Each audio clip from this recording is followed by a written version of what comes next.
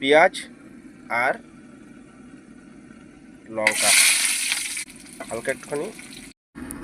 নমস্কার বন্ধুরা, আমার এই যে সবজি কাটা রেডি হয়ে গেছে। এই যে টমেটো, আলু আর কাঁচা লঙ্কা, ধনে পাতা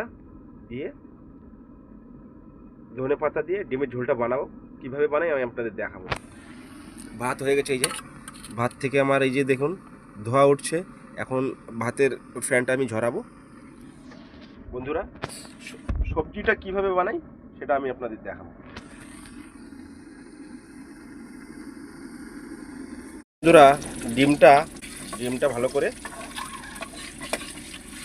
ভেজে নেবো, উঠিয়ে নিলাম।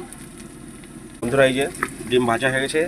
এই যে আমার আলু আর এই যে দিয়ে দেবো।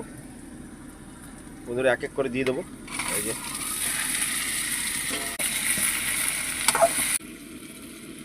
ঝাল ঝাল খাবো। জিরের গুঁড়ো দেবো, ধনের গুঁড়ো দেবো, ধনের গুঁড়ো ও স্বাদ মতন মোটামুটি কষিয়ে নিতে হবে, তাহলে লেগে যাবে। স্টোভে রান্না কিন্তু রান্না করলে এরকম পাম্প করতে হবে।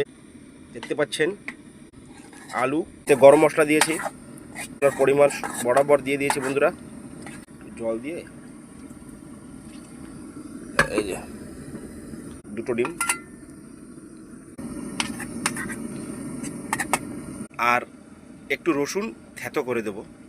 তাহলে রসুনটা কি ভাজলে পরে না, রসুনের ভাজার গন্ধটা আগে থেকে উড়ে যায়। আর ওই রসুনটা যদি যখন কষানোর পরে একটু হালকা জল ঢেলে যদি ওর মানে ওই তরকারির ভিতরে ভাপানো যায় না, পুরো গন্ধটা ছেড়ে দেয়। এই জন্য রসুনটা এখন আমি দেবো ধনে পাতার সাথে। যে ধনে পাতা বন্ধুরা একটু ঢেকে রাখবো এখন। এটাই আবার মিক্সি মেশিন বন্ধুরা, দিয়ে রসুনটা দিয়ে ঢেকে রাখবো। ফাইনালি আমার তরকারি হয়ে গেছে, এই যে একদম মাখা মাখা হচ্ছে বন্ধুরা।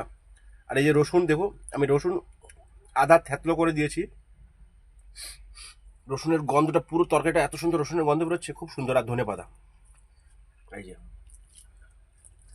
ঠিক আছে বন্ধুরা, খাওয়ার সময় বেশি কথা বলতে নেই, এখন রাখি।